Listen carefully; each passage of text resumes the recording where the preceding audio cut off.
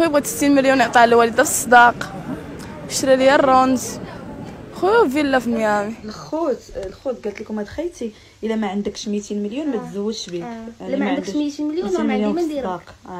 والشروط ديالي هي يعطيني في الصداق 100 مليون. هو اللي اي دريه كتاخذ مليون في الصداق، اي بنت هنايا كتاخذ مليون. يعطيني مليار يجيب لي جوج من الحاجه ويدفع في الطياره. اي وحده بغات تزوج من حقها، ولكن باش تبقى تشرط وتطلب الملايين في الصداق هادشي ماشي من حقها. شحال هادي جدودنا ووالدينا ما كانوش كيتشرطوا في الصداق، داكشي علاش كان الزواج بحلاوته وكانت البركه. دابا كتلقى وحده ملبقه ما كتعرف تعجن حتى خبزه مقاده، وحتى هي كتشرط وكتطلب الملايين في الصداق. في الاخر كتولد لك شي لوبيا ولا شي رطيطه كيشطح في تيك توك. قبل ما تشوفي الصداق يا المصيبه شوفي الراجل واش غادي يصدق، شوفي الانسان اللي يقدرك ويفهمك ويكون معاك. اما الفلوس راه حنا اللي كنديروها ماشي هي اللي كدير. كوصه اي حاجه قلتها تجي معايا. شنو هو؟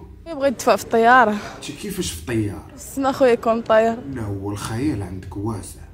خويا بغيت 60 مليون يعطيها للوالده في الصداق. عاودي شنو قلتي؟ بغيت 60 مليون يعطيها للوالده في دابا الصداق. غير بيني وبينكم، واش هاد الكماره ديال 60 مليون في الصداق؟ ما كذبش اللي قال الزين يحشم على زينو الخايب الا هداها الله. دعيو مع هاد المخلوقه يهديها الله. شرا ليا الرونز خويا فيلا في ميامي. خويا بغيتو مالي ما نسالش.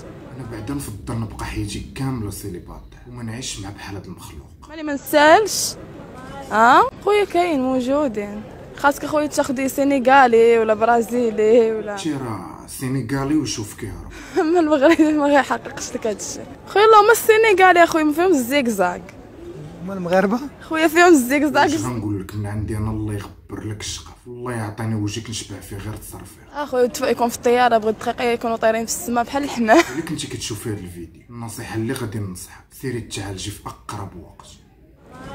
انت ماشي طبيعيه ولا واكله شي حاجه من غير الخبز. اللي كان الخوت نسال ولا ما نسال. غادي تشوفوا وحده حاسبه الصداق بالكيلو، يعني شحال ما كان فيها من كيلو غادي تعطيهم لها صداق. حبابي حباباتي، انا دابا طلقت وبغيت نشوف شي راجل اللي هو في المستوى ويكون ديال الحلال، حيت ما كاين ما احسن من الحلال.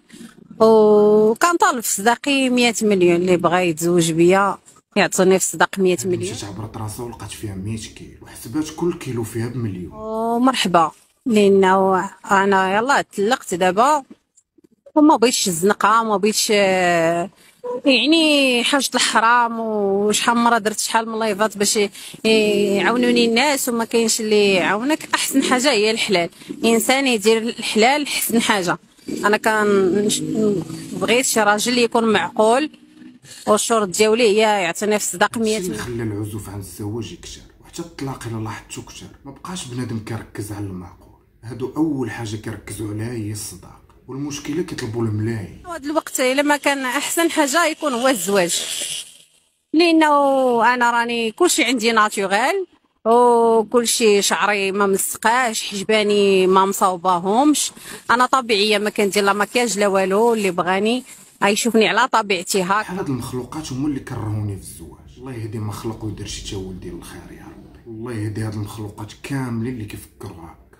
المهم الحباب، كان هذا هو الفيديو ديالنا اليوم. تقاشعوا في فيديو جديد. تهلا.